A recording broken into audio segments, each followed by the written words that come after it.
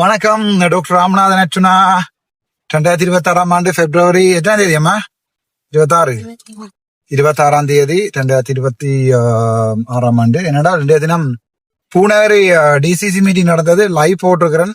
யாராவது அக்கறை இருக்கிறார்கள், பூனேரி பிரதேசத்தை சேர்ந்தாக்கள் ஒரு மீட்டிங் எப்படி நடத்த வேணும் என்று ஆசைப்படுறாக்கள் விரும்பினா தாராளமா அதுல நீங்கள் பார்க்கலாம். ஒன்று இந்த 2வது விடயம் என்னென்றால், இதுல கதைக்கப்பட்ட முக்கியமான விடயங்களை ரத்தின சுருக்கமா உங்களுக்கு சொல்றேன். இத மற்ற பிரதேச சபையில இருக்கு, பிரதேச செயலங்கள் இருக்கிறார்கள், வேற பிரதேசங்கள் இருக்கிறார்கள், எல்லாருமே இதை நீங்க கட்டாயம் பார்க்க வேண்டிய வீடியோ. முக்கியமாக இதுல பூனேரியால தான் போய் கொண்டிருக்கிறேன். நான் இந்த வீடியோ சொல்லணும். இதுல முக்கியமாக என்னென்றால், இந்த காற்றாலை விவகாரம் உங்களுக்கு தெரியும். ஏற்கனவே மன்னார் காற்றாலை விவகாரம் தொடர்பாக மன்னார்ல இருக்கிற பொதுமக்கள்ல ஒரு சில பேர் பொதுமக்களையும் கூட்டிக் கொண்டு குத்தி முறிஞ்சு கடைசியா ஜனாதிபதி கூப்பிட்டு காய்ச்சோன்னா நாடிலேயே 40 கட்டுங்கன்னு சொல்லி அங்க சல்யூட் அடிச்சு போட்டு வந்த எங்களுடைய சில மத பாதிரியார்கள் உட்பட அனைவருக்கும் இந்த வீடியோ. என்னென்னால், பூனேரி பிரதேசத்துல 34 காற்றாலைகளுக்கு அனுமதி வழங்கப்பட்டிருக்கிறது. பூனேரியில 34 காற்றாலைகளுக்கு அனுமதி வழங்கப்பட்டிருக்கிறது. முதலாவது விடயம். 2வது விடயம் என்னோட பாத்தீங்கன்னா, அதுல 9 காற்றாலைகள் தனியாருடைய காணிகளுக்குள்ளால அந்த அனுமதிகள் வழங்கப்பட்டிருக்கிறது. 2வது விடயம். 3வது விடயம் என்னென்னு பாத்தீங்கன்னு சொன்னா, அந்த 9 காணிகளால கிட்டத்தட்ட 30 பேர் பாதிக்கப்படுகிறார்கள். அதுல 20 பேரை கூப்பிட்டு கதைச்சிருக்கிறாங்க. அதுல 16 பேர் தங்களுக்கு அந்த காற்றாலை திட்டம் வேணாமல் எதிர்ப்பு தெரிவித்திருக்கிறார்கள். அவை 16 பேருக்காக 34 காற்றாலைகள் அரசாங்கம் செய்யாம விட போறதில்லை. அதுல எங்களுடைய பாராளுமன்ற உறுப்பினர் இளங்குமரன் சொல்றாரு என்றால், அதால வார வருமானங்களை பிரதேச சபைகளுக்கு நாங்கள் கொடுத்து பிரதேசத்தை வலுப்படுத்துவோம் என்று. என்னடா, தயவு செஞ்சு அடுத்த முறை நீங்கள் பாராளுமன்ற தேர்தலில் அடிப்படை அறிவு உள்ளாக்களை தயவு செய்து தேர்வு செய்ய வேணும் என்று ஒரு கண்ணியமான ஒரு வேண்டுகோள் உண்டு. உங்களை கண்ணியமாக வைக்க விரும்புகிறேன். ஏனென்றா, உங்களுக்கு தெரியும், ஒரு காற்றாலை, நான் உங்களை விளங்கப்படுத்துறேன், ஒரு காற்றாலை நீங்கள் இலங்கையில பாத்தீங்கன்னு சொன்னால் அதானின்ற நிறுவனமாக இருக்கட்டும், அல்லது இலங்கையில் இருக்கிற ஹேலிசோ பெரிய நிறுவனம் ஒன்றுதான் அந்த டெண்டரை எடுக்கும். சோ அந்த காற்றாலை நிறுவனத்தை டெண்டர் எடுத்தால் அதால வர முழு வருமானத்தையும் அந்த காற்றாலை நிறுவனம் தான் எடுக்கும். ஆனால் மின்சார சபைக்கு, இலங்கை மின்சார சபைக்கு அல்லது மின் வலுசக்தி அமைச்சுக்கு ஒரு குறிப்பிட்ட அளவு பணத்தை செலுத்தும். அந்த பணத்தை அந்த மின்வல சக்தி அமைச்சு அந்த பணத்தை எடுத்து பாவிக்கலாமான்னு கேட்டா இல்ல, அதை திரைசேரி ட்ரெஷரிக்கு அனுப்பப்பட்டு ட்ரெஷரியால அதை கன்சாலிடேட்டட் ஃபண்ட் என்று சொல்லுவார்கள், மத்திய நிதிக்கு போட்டு அது அடுத்த வருட, அதாவது மொத்தமா சேர்ற இப்படி எல்லா அமைச்சுகளையும் சேர்ற காசுகளை பாவிச்சுதான் இந்த அரசாங்கத்தை ஓட்டுறது. இந்த செம்மறி இளங்குமரனுக்கு யாராவது முடிஞ்சா சொல்லுங்கடா, பக்கத்துல ஏழுமண்டா கூப்பிட்டு இந்த காற்றாலைகளால வேற வருமானத்தை பெரிய சபையை கொடுக்கிறாது. என்னடா, ஏன் நீங்க இப்படியான பாராளுமன்ற உறுப்பினர்களை தெரிவு செய்யறீங்கன்றது எனக்கு விளங்கல. இந்த செம்மறி பயல இனியாவது இதுகளை இந்த டிசிசி மீட்டிங் பாருங்க, நான் ஒன்றுமே சண்டை பிடிக்கல. ஏனண்டா, இளங்குமரனை போட்டு இதுல போட்டு செருப்பு போட்டு அடிக்கிற மாதிரி அடிக்கிறதுல இந்த பிரயோசனம் இல்ல, பாவம். ஆனால் என்னென்றால், அது அவருடைய பிழை இல்லை, இளங்குமரன் பிழை இல்லை, வடக்கு மாகாண மக்களுடைய பிழை. வடக்கு மாகாண மக்கள், நான் ஒரு ஆளை தனிப்பட்ட ரீதியில பாதிக்க வேணும் என்ற கதைக்கையில, அது நீங்க ஸ்ரீதரனா இருக்கலாம், இளங்குமரனா இருக்கலாம், ஏன் கஜேந்திரகுமார் பொன்னம்பலமா இருக்கலாம், இவர்களுக்கு இந்த அறிவு சம்பந்தமா இருக்கா இல்லையான்றதை பார்த்து அடுத்த தடவை பாராளுமன்ற தேர்தலில் தொடர்பாக தயவு செய்து முடிவெடுக்க வேணும் என்று உங்களோட அன்பா கேட்டுக்கொள்றேன். என்றால் அட்லீஸ்ட் ஒரு மினிமம் அட்மினிஸ்ட்ரேட்டிவ் நாலேஜ் ஒன்று இருக்க வேணும் ஒரு பாராளுமன்ற உறுப்பினர்களுக்கு. அதாவது இந்த கன்சாலிடேட்டட் ஃபண்டா என்ன, கௌசல்யா நரேந்திரன், இந்த கன்சாலிடேட்டட் ஃபண்டா என்னன்னு சொல்லுங்க மாதிரி இவ்வளவு கேட்டுக்கொண்டு நீங்கள்ல அடுத்த எம்பி நீங்க தான். அதாவது ஒவ்வொரு அமைச்சுல இருந்தும் எடுக்கப்படுற வருமானங்கள் என்னோட அதுக்குதான் உங்களுக்கு பின்னால எழுதி வச்சிருந்தேன். எனக்கு எல்லாம் சொல்லி தரதுக்கு நாங்க அனுப்ப போறோம் பார்லிமெண்ட்டுக்கு, சரிதானே? அப்ப பிரகாசனை கடி சொல்லுங்க, ஒரு நீரை போக நாங்க சாப்பிடுவோம், நாங்க வேலை இடக்குன்னு சொல்லுங்க, பிரகாசனை ஃபீல் பண்ணுவேன். பிரகாசனை அடி சொல்லுங்க என்னன்னு, அங்க போய் சாப்பிட்டு அந்த கரம்போட்டதில் பண்ற வேலையை பார்த்துட்டு வரும் பிரகாசனை அடி சொல்லுங்க. என்னண்டா இந்த விடயங்கள் அதுல நாங்கள் இப்ப போய் கொண்டிருக்கிறோம் பூனேரிக்கலால பிராசனோட கார் பின்னால வந்து கொண்டு இவ்வளவு ஆளும் சொந்த காசுல எனக்காவது பாராளுமன்ற சம்பளம் வந்து கொண்டிருக்கு அந்த தன்னுடைய சொந்த காசுலாம் செலவழிச்சு கொண்டிருக்கு சில அரசியல் கட்சியில் இருக்க விமர்சிக்கிறார்களுக்கு சொல்ல வரங்களுக்கு பிராசன மாதிரியானார்கள் எங்களுக்கு சொத்து இந்த வரைக்கும் தன்னுடைய சொந்த வருமானத்துலதான் அந்த கார் ஓடிக்கொண்டிருக்குது. ஆனால் இப்போதைக்கு டிசைட் பண்ணிருக்கிறோம் நாங்கள் இனி எங்களுக்கு அனுப்பப்படுற காசுகள்ல இந்த டிரான்ஸ்போர்ட் கோஸ்டல் எல்லாத்தையும் நாங்கள் கிளைம் பண்ணி அவரவருக்கு கொடுக்கறதுக்குரிய வேலையை நானும் எடுப்பேன். என்னண்டா கௌசல்யா இது சரியான முக்கியமான விஷயம் என்னண்டா ஒரு அட்மினிஸ்ட்ரேட்டிவ் ஸ்ட்ரக்சர்ல மேல இருக்கிற ஆக்கள் ஒரு அடிப்படை அறிவும் இல்லாட்டி சரியான கஷ்டம். சரி அதுதான் இல்லையண்டா இப்ப கௌசல்யா நரேந்திரனை பாப்போம் இந்த பக்கத்துல இருக்கிறா உங்களுடைய எதிர்கால பாராளுமன்ற உறுப்பினர் கௌசல்யா நரேந்திரனுக்கு இந்த அடிப்படை அறிவு இருக்கா? கௌசல்யா நரேந்திரன் உங்களுக்கு அட்மினிஸ்ட்ரேட்டிவ் நாலேஜ் இருக்கா? வெளிப்படையா உண்மையா லோ நாலேஜ் இருக்கு எனக்கு அட்மினிஸ்ட்ரேஷன் நாலேஜ் ஓ அதனாலதான் கௌசல்யா நரேந்திரன் செக்ரட்டரி ஆகிய ராமநாதன் அர்ஜுனா அவர்கள் அது பிறகு கௌசல்யா நரேந்திரனுடைய டிசிசி மீட்டிங்ல பின்னாலே இருப்பேன். உங்களுக்கு லோ நாலேஜ் இருக்கா? இல்ல அதனாலதான் நான் உங்களை இப்ப எனக்கு பின்னால் இருத்தி விட்டுருக்கேன். இந்த சைட்ல இப்படி ஃப்ரீயா இருத்தி விட்டுறதுக்குரிய காரணம் என்னன்னா ஏதாச்சும் போலீஸ்காரன் மறைச்சா நாங்க 2 பேரும் சீட் பெல்ட் போட்டிருக்கோம் சொல்லி 2 பேரும் சேர்ந்து அடிப்படுறது. ஆனா நான் தான் போட்டிருக்கேன். இப்ப என்ன சீட் பெல்ட் போடாம தான் முன்னுக்கு இருந்தா வந்திருக்கா ஒரு லாயரா சரியா? அதுல இது இந்த போடுறது ஒழுங்கேக்கலாம் இதுக்கு தேவையில்லை. ஆனா மெயின் ரோடுக்கு வரைக்கும் போடுங்க போலீஸ்காரன் நிப்பான் போடாம நாங்கள் சட்டப்படிப்புல ஒழுங்கேக்கல என்றாலும் போடுறது முக்கியம். ஆனால் இதுல இந்த பிரதேசத்துல இந்த வாகனமே இல்லை அதால பிரச்சனை இல்லை. ஆனால் அங்கே மெயின் ரோடுக்கு வரைக்கும் போடுங்க. என்னண்டா கோட்டுகள் தெரியணும். சரி கோட்டுகள் தெரியாலும் பரவாயில்ல ஒரு அட்மினிஸ்ட்ரேட்டிவ் ஸ்ட்ரக்சர் ஒன்று தெரியணும். இப்ப இளங்குமரன்ட்ட உண்டு இந்த விடயம் காற்றாலை விடயம் தொடர்பாக இளங்குமரன் தெரியாது. ஆனால் இன்னொரு நபரை அந்த அண்ணன் ஆரண்டு தெரியல நபர் சொல்றேன் மன்னிச்சு கொள்ளுங்க. உங்கள ஒரு நல்ல மரியாதை இருக்கு அந்த வீடியோல முன்னுக்கு இருந்தவர் அவருக்கு ஒரு கொஞ்சம் தெரிஞ்சிருக்கு. அவருக்கு வந்து முழுக்க தெரிஞ்சிருக்கணும் எதிர்பார்க்கல. பட் அவர் ட்ரை பண்ணின என்றால் ஒரு சயின்டிபிக்கான ஆன்சரை சொல்றதுக்கு அந்த விஷயத்துல இளங்குமரன் அப்படி ஒரு ஆளை வச்சிருக்கிற அந்த முன்னுக்கு இருந்தவர் யார்? ஒரு பிரஜாசக்தியின் ஒரு இவர் இளங்குமரனை பாதுகாக்கிறதுக்காக அனுப்பப்பட்ட ஒரு நபர். அவருக்கு ஒரு கொஞ்சம் நுழைச்சிகள் இருக்கு. கொஞ்சம் சில விடயங்கள் தொடர்பாக கதைக்கிறார். அதை கேட்கல ஓகே மாதிரியா இருந்தது. ஆனால் அவருக்கு கூட விளங்கலை என்றால் இன்றைக்கு வைத்தியர்கள் கதைச்சவை அதுல நீங்கள் அதுல என்னுடைய லைவ் அதுல முடிஞ்சது வெளில போன் ஆஃப் ஆயிட்டு இந்த விஷயங்கள் தொடர்பாக நாங்கள் அதாவது எங்களுக்கு தெரியாட்டி ஒரு செக்ரட்டரி ஒரு ஆளை நல்ல அறிவுள்ள அழகான செக்ரட்டரியா வந்து ஒரு ஆளை வச்சிருக்கோம். சரியா? எல்லாருக்குமே எல்லா ஃபீல்டும் தரலி சரியா? உங்களுக்கு லோ ஃபீல் தெரியுமா? தெரியாது. அதான் செக்ரட்டரியா வச்சிருக்கேன். அது மாதிரி எனக்கு ஓகே நான் அந்த நேரம் உங்களுக்கு பின்னால இருப்பேன். நான் பார்லிமெண்ட் போறேன் உங்களை விட நான் தரலியா இல்ல வெவ்விரைவில் உண்டு. 2வது விடயம் நாங்கள் என்ன காய்ச்சினாங்கன்னு சொன்னா இந்த முக்கியமான விடயங்கள் கரநேரம் டிஸ்கஸ் பண்ணின விடயங்கள்ல இந்த காற்றாலை விடயம் தொடர்பாக 2வது இந்த பிரஜாசக்தி விடயம் தொடர்பாக அதை நான் உங்களுக்கு விளங்கப்படுத்துறேன். இந்த பிரஜாசக்திக்கு 57 மில்லியன் பூனேரிக்கு மட்டும் அனுப்பப்பட்டிருக்கிறது. இப்ப இவரே பெரிய தலையீடு என்றால் ராமநாதன் அர்ஜுனா மைக்ரோஃபனினம் வேற வழி இல்லை. ஆவே மைக்ரோஃபனினம் என்னண்டா பிரஜாசக்திக்கு வந்து 57 மில்லியனை ஒதுக்கி இருக்கணும். அங்கே என்று சொன்னால் பூனேரிக்கு 57 மில்லியன் 570 லட்சம் பூனேரி பிரதேச மொத்தம் 350,520 லட்சம் வந்து யாழ்ப்பாணத்துக்கு ஒதுக்கி இருக்கணும். இந்த விடயத்துல நான் அதை பாராட்டுறேன். அதாவது வந்து அரசாங்கத்துக்கு 57 மில்லியனுக்குரிய அந்த வேலைகளுக்கு நான் அதை பாராட்டுறேன். ஆனா என்னை பொறுத்த வரைக்கும் சரி நான் அதுல 100% எதிர்ப்ப கஜேந்திரமார் பொன்னம்பலமோ ஸ்ரீதரனோ பிரஜாசக்தியை எதிர்க்கிறதுக்குரிய காரணம் அவர்களுடைய பிரதேசபை உறுப்பினர்களுடைய கதையை கேட்காம அரசாங்கம் தன்னிச்சையா செயற்படுகின்றதையும் 2வது ஒரு ஜனநாயக முறைமை இல்லை என்கிறது தான் அவர்களுடைய கோட்பாடு. ஆனா எனக்கு பிரதேசபை உறுப்பினர்கள் இல்லை. ஆனா இவ்வளவுதான் ஸ்ரீதரனோட எனக்கு பிரச்சனை இருந்தாலும் நான் அவரை மதிக்காட்டிலும் அவருடைய விடயங்களை நான் ஏற்றுக்கொள்ளாட்டிலும் கஜேந்திரமார் பொன்னம்பலத்தோட எவ்வளவுதான் கருத்து மோதல் இருந்தாலும் அவர்களுடைய தையடி விகாரை இந்த ஃபண்டுகளை ஆத்தல் எடுக்கிற நிலைமையில இருந்தாலும் நான் ஏன் பிரஜாசக்தியில அவர்களுடைய கருத்துக்கு நான் இது சார்பா தெரிவிக்கிறேன்னா ஒரு ஜனநாயகம் இல்ல.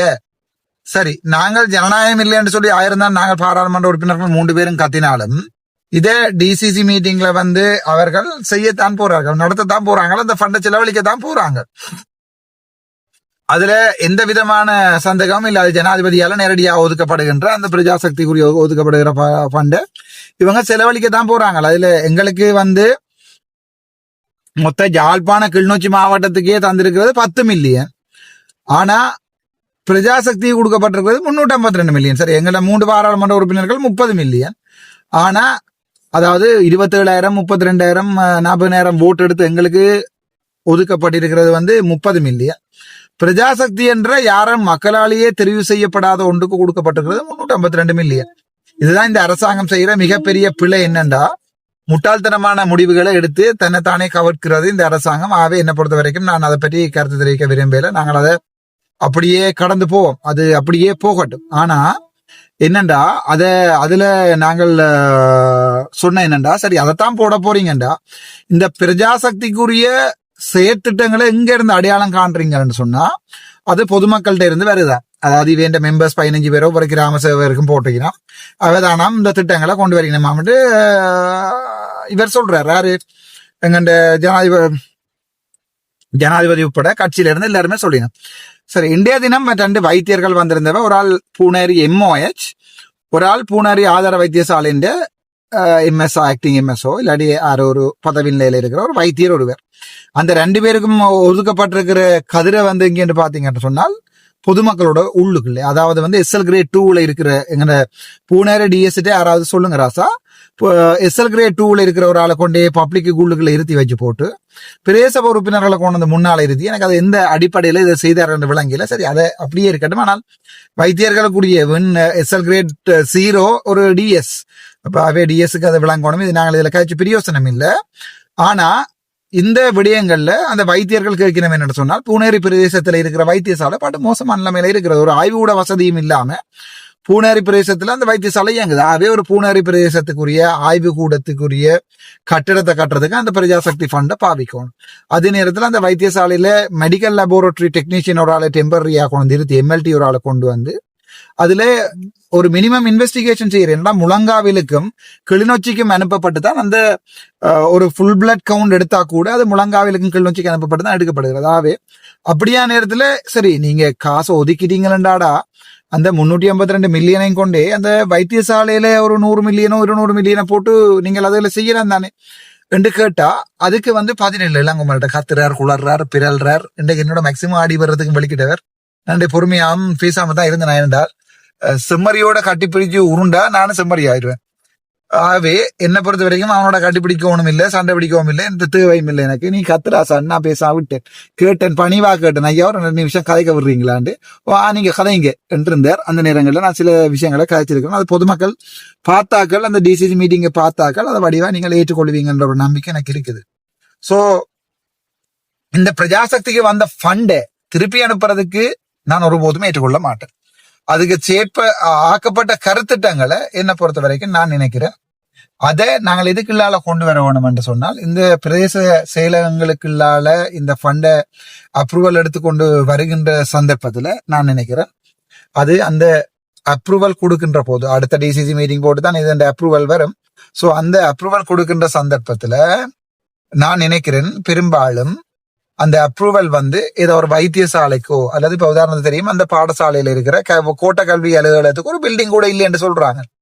எனக்கு அந்த விலங்கையில என்னடா, சரி நீங்க வாழ்க்கையில சுகாதார அமைச்சுகளால செலவழிக்கவும் மாட்டீங்க, போற விதத்தை செலவழிக்கவும் மாட்டீங்க. சரி, வார இந்த காசுகளையாவது அதுகளுக்குள்ள போட்டு ஏதாவது செய்வோமான்னு கேட்டா அதை செய்ய போறதும் இல்லை. அவே இந்த பிரஜாசக்தி விடயம் தொடர்பாக கன நேரம் விவாதிக்கப்பட்டது. அடுத்த விட 341 241 எருமைகள் தொடர்பாக விவாதிக்கப்பட்டது. அதுல நான் இந்த கருத்தையும் தெரிவிக்கல. அந்த எருமைகள் மாந்தை பிரதேசத்துல இருந்து இங்க கொண்டு மேய்க்கிறார்களாம். நாங்க டிசிசி மீட்டிங் நடத்துறதே ஒரு எருமை, இப்ப மாட்டை எருமையா கொண்டு மேய்ச்சா என்ன, ஆகவே நாங்க அது தொடர்பாக நான் கதைக்கல. நான் அவனோட இருக்கிற பாசத்துல நான் அப்படி சொல்றேன், அவனோட எனக்கு எந்த சண்டையும் இல்லை. இளங்கமோட மற்றது நான் அவரை எருமை இல்ல, அவர் ஒரு விபச்சாரிக்கு பிறந்தவர் என்று நான் சொன்னாலும் அவரால் வழக்கு போடலான்டா பாவம் கன்னடத்துல வாய விட்டார். நான் ரெக்கார்டிங் எடுத்து வச்சிருக்கிறேன், என்னை பற்றியும் என்னுடைய தந்தையாரை பற்றியும் அப்படி கன்னடங்கள்ல இவருடைய பேட்டிகள் எடுத்து வச்சிருக்கிறேன். நான் பாவம் வேண்டாம், அம்மா அப்பாவை நான் அப்படி கதைக்க கூடாது, நான் சும்மா சொல்றேன்னா இளங்குமரன் நான் என்னதான் போட்டு உருட்டி அடிச்சாலும் அவரால் எந்த சட்ட நடவடிக்கையும் எடுக்கலான்டா இவர் என்ன பற்றி வாய விட்டு லொக்க ஆயிட்டார். அப்ப நானும் அதை எடுத்து வச்சிருக்கேன். என்னங்க ரஜீவன் ஜெயச்சந்திரமூர்த்தி கூட அன்றைக்கு கொண்டாடுறது சாப்பிட்னா கேண்டில அப்ப அவர் சொன்னார் தன்னை பற்றி நீ இப்படி கதைக்கிற நோண்டி ஆகுறேன். அப்ப நான் சொன்னா நீங்களுக்கான விஷயத்த காய்ச்சபடியா நாங்கள் அதை ஸ்கிரீன் டோக்கர் அடிச்சு வச்சிருக்கிறோம் உங்களோட Facebookல போட்டபடியா. பாவம் நாங்கள் இப்படி அரசியல்ல நிக்கிறார்கள் பிடிச்சு கேவல மாத்துட்டு இல்லை, நான் சும்மா ஜோக்குக்காக தான் இதை சொன்னேன்னா. அவை இந்த பிரஜாசக்தி சம்பந்தமாக டிசிசி மீட்டிங்ல கதைக்கப்பட்டது. அதை விட இதுல பிரயோசனமாக கதைக்கப்பட்டதுன்னு சொன்னால் இந்த காணி தொடர்பான பிரச்சனை. இந்த விடயத்தை நான் உங்களுக்கு சொல்றேன். முஸ்லிம் மக்கள் 2010ஆம் ஆண்டு முழங்காவில் பகுதிகளில் அந்த நேரங்களில் இருந்த அரசியல்வாதிகளால் மேல்குடியேற்றம் செய்யப்பட்டிருக்கிறார்கள். அந்த காணி ஒரு காலத்துல தமிழ்ல விடுதலை புலிகள் காலத்துல ஒரு குளத்தை அண்டின காணியாக தமிழ் மக்களுக்கு அந்த காணி இருந்திருக்கிறது 90ஆம் ஆண்டுக்கு பிறகு நினைக்கிறேன்.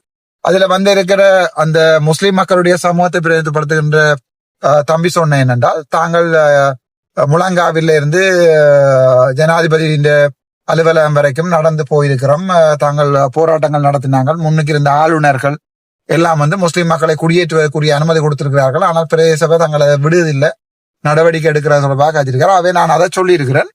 ஒரு இனவாதம் இல்லாம அதை நீங்கள் கிளிநொச்சி டிசிசி மீட்டிங் கொண்டு வாங்கோ. கிளிநொச்சியில அது தொடர்பாக கதைச்சு அங்க 6 பாராளுமன்ற உறுப்பினர்கள் இருக்க போறார்கள். அதே நேரத்துல உங்களோட முஸ்லிம் மக்கள் தொடர்பாக பாராளுமன்ற உறுப்பினர்கள் கன பேர் இருக்கிறார்கள். அவையே கிளிநொச்சியில கொண்டு கதைக்க சொல்லுங்க. அதே கிளிநொச்சி டிசிசி மீட்டிங்ல 6 பாராளுமன்ற உறுப்பினர்களும் இருக்கைக்குள்ள அது தொடர்பாக அந்த முடிவை எடுக்கட்டும் என்று நான் சொல்லி இருக்கிறேன். அவே நான் நினைக்கிறேன் அந்த விடயம் தொடர்பாக அந்த சம்பவம் தொடர்பாக அந்த விடயம் தொடர்பாக கிளிநொச்சி டிசிசி மீட்டிங்ல போகும். நான் இதுல யாருக்கு சப்போர்ட் பண்ண போறதும் இல்லை, யாரையும் எதிர்க்க போறதும் இல்லை. எனக்கு அது தேவையில்லாத வேலை. ஏற்கனவே என்னை பற்றி முஸ்லிம் மக்கள் தேவையில்லாம ஒரு சில பேர் அந்த Facebook ப்ரொஃபைல கேவலமா கதைக்கிறதால நான் என்னுடைய பழிவாங்கல் வேலை எல்லாத்தையும் இன்றைக்கு நினைச்சிருந்தா செய்திருக்கலாம். நான் அதை எதிர்த்திருக்கலாம். இன்றைக்கு அந்த டிசிசிலேயே அதை இல்லா பண்ணிக்கலாம். நான் அதை கிளிநொச்சி டிசிசி கொண்டு போக சொல்லி இருக்கிறேன். என்னென்றால் பிரதேச மட்டத்துல கதைக்கிறத ஒரு விடயத்தை மாவட்ட மட்டத்தை கொண்டு போய் மாவட்ட மட்டத்துல தொடர்பாக தீர்மானம் எடுக்கட்டும். இப்ப ஸ்ரீதரன் பாராளுமன்ற உறுப்பினர், கஜேந்திரமார் பொன்னம்பலம் எல்லாருடைய முடிவுகளையும் எடுத்துக்கொண்டு ஸ்ரீதரன் அவர்களுடைய கருத்துக்களையும் கேட்போம். என்ன கதைக்கணும், இனவாதங்கள் இல்லாத கருத்துக்களாக கதைக்கணும் என்னன்றதை பார்ப்போம். அந்த சமூகத்துல முஸ்லிம் மக்கள் இருந்திருத்தினம் என்றால் எனக்கு அது இருந்ததா இல்லையாடுறது நான் உறுதி இருக்கான்னு கேட்டா நான் உறுதி இல்லை என்று சொல்லினோம். ஆகவே அந்த விடயத்தை தள்ளி இருக்கிறோம். மாவட்ட மட்ட கூட்டத்துக்கு அடுத்த மாவட்ட மட்ட கூட்டம் இன்னொரு 3 மாதத்துல நடைபெறும். மாவட்ட மட்ட கூட்டத்துக்கு அந்த டிசிசி மீட்டிங்கை கொண்டு போக சொல்லியிருக்கிறேன். ஜாழ் மாவட்ட மீட்டிங் இந்த மார்ச் மாதம் 27ஆம் தேதியோ 26ஆம் தேதி திட்டமிடப்பட்டிருக்கிறது. சோ யாழ்ப்பாணத்துக்குரிய அந்த திகதியும் அனுமதிக்கப்பட்டிருக்கிறதால யாழ்ப்பாணத்துல முஸ்லிம் மக்கள் சம்பந்தமா பிரச்சனைகள் இருந்தால் யாழ்ப்பாணம் மீட்டிங் கொண்டு வாங்க என்றால் அங்க வச்சு கதைக்கலாம். யாழ் மாவட்டத்தில் இருக்கிற மொத்த சனத்தொகையோட ஒப்படைகள்ல முஸ்லிம் மக்களுடைய பிரதித்துவம் சரியான குறைவு. அவை அவர்கள் தொடர்பான பிரச்சனைகளையும் யாராவது ஒரு ஆள் கதைக்க வேணும். அவை யாராவது கதைங்கோ, நியாயமாக இருந்தா நான் சப்போர்ட் பண்ணுவேன், நியாயம் இல்லைன்னா நானே அதை முதலாவதாக எதிர்ப்பேன் என்றதையும் சொல்லிக்கொண்டு இப்படி சின்ன சின்ன விடயங்கள் கதைக்கப்பட்டது. நான் இன்றைக்கு யாரையுமே குழப்பையில, நான் இன்றைக்கு யாரையுமே பிரச்சனை படையில. போன முறை கிளிநொச்சியில் நடந்த டிசிசி மீட்டிங்ல அந்த ரத்தினம் சதீஷ் என்று கஜேந்திரமார் பொன்னம்பலத்துக்கு செம்பெடுத்து கொடுக்கிறவர் அந்த கிளிநொச்சியினுடைய மைக் ஓஃப் பண்ணினதை போட்டு புத்தகங்கள் எல்லாம் எழுதியிருக்கிறார். எங்களுக்கு பொதுமக்களுக்கு தெரியும் இந்த ரத்தின சதீஷ் போன்றவர்கள் சொல்லி பிரதேசபை உறுப்பினர்களா வந்திருந்து. ஆனா ஒரு நன்றி கடன் கூட இல்லாத சில விலங்குகள்கிட்ட நாங்கள் அதுகளை எதிர்பார்க்கறதுக்கு நாங்கள் அதுக்கு முட்டாள்கள் இல்லை. சோ அந்த விடயத்துல நான் என்ன பொறுத்த வரைக்கும் நான் நினைக்கிறேன் அதுல எந்த கருத்துக்களையும் நான் சொல்ல விரும்பவும் இல்லை, எனக்கு அது தேவையும் இல்லை, கதைக்கவும் விரும்பல நான் அதை. அதே நேரத்துல இன்னொரு விடயம் தொடர்பாக நான் ஒரு தனியான வீடியோ ஒன்று போறேன். அவை இந்த டிசிசி மீட்டிங்ல போனாங்க. ஆனால் கிளிநொச்சியில இருக்கிற பிரதேச சபையில நான் நினைக்கிறேன் ஏதோ 22 உறுப்பினர்கள் 20 உறுப்பினர்கள் கூட தமிழரசி கட்சிக்கு தான் போடப்பட்டிருந்தா கூட இந்த பாராளுமன்ற உறுப்பினர்கள் யாருமே அங்க வரையில. அங்க தவிசாளர் மட்டும்தான் வந்திருந்தவர். ஆனால் கஜேந்திரமார் பொன்னம்பலம் கூட வரையில. எல்லாருமே அரசியல், எல்லாருமே எங்க போனா எங்க கதைச்சா ஓட் பெறலாம்னு பாக்குறது. நான் என்ன பொறுத்த வரைக்கும் நான் அப்படி இல்லை. இந்த கௌசல்யா கூட என்னோட கேட்டது, இப்ப நானும் பிரகாசனையும் எங்களுடைய சொந்த காசுல போயிட்டு பூனாரிக்கு போயிட்டு திருப்பி இப்ப யாழ்ப்பாணம் என்னுடைய சொந்த வாகனம். யாராவது மனச்சாட்சி உள்ளா சொல்லுங்க, உங்களுடைய சொந்த வாகனம் BYD Line 6 எடுத்து வச்சிருந்தால் நீங்கள் அதை லீசிங்கும் கட்டி கொண்டு அரசியலுக்கு பாவிப்பீங்களா?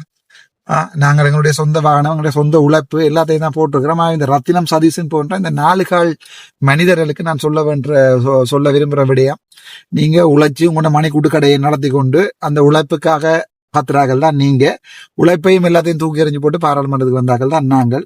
அது மக்களுக்கு நன்றாகவே தெரியும். யார் மக்களுக்காக கஷ்டப்பட்டு போராடுறது, யார் மக்களுக்காக கதைக்கிறது, சனத்துக்காக யார் கதைக்கிறது, யார் அரசியலுக்கு மாலைகளுக்கு ஆசைப்பட்டு போறது என்றதெல்லாம் நல்லாவே தெரியும். நேற்றைக்கு கூட கச்சாய் பிரதேசத்துக்குள்ள நாங்க போய்கல மாலை போட்டவன் நான் உடனே கலட்டிட்டேன்.